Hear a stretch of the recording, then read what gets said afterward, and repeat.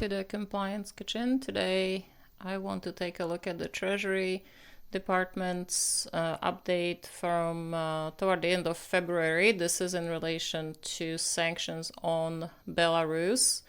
Before we get into the details, please note that what you hear on Compliance Kitchen is not legal advice and it should not be used as such. So going to the OFAC announcement, this was again February 24th. OFAC has had several waves of sanctions against Belarus, and toward the end of February they added another 24 Belarusian individuals and entities. As you can guess, this is in connection with the country's support for the invasion of Ukraine. The latest from OFAC under this announcement was focusing on Belarus's defense sector and financial institutions, which OFAC says are two areas in which Belarus has especially close ties to Russia. So, according to OFAC, the Russia-related sanctions will have also significant downstream effect on Belarus because Belarus has become increasingly reliant on Russia for various types of support, economic, military, political, and so forth.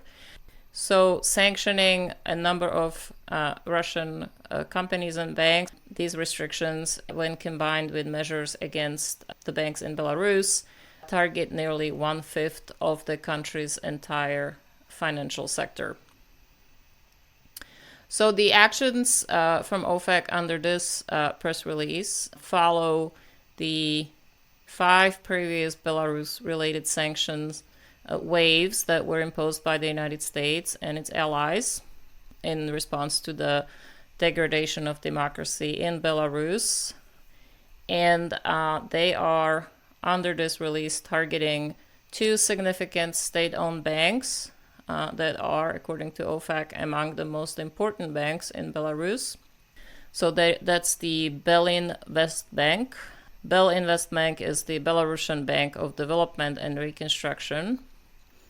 And the second one was Bank Dobrobit, which is Bank Dobrobit Joint Stock Company, would be the full name of that bank.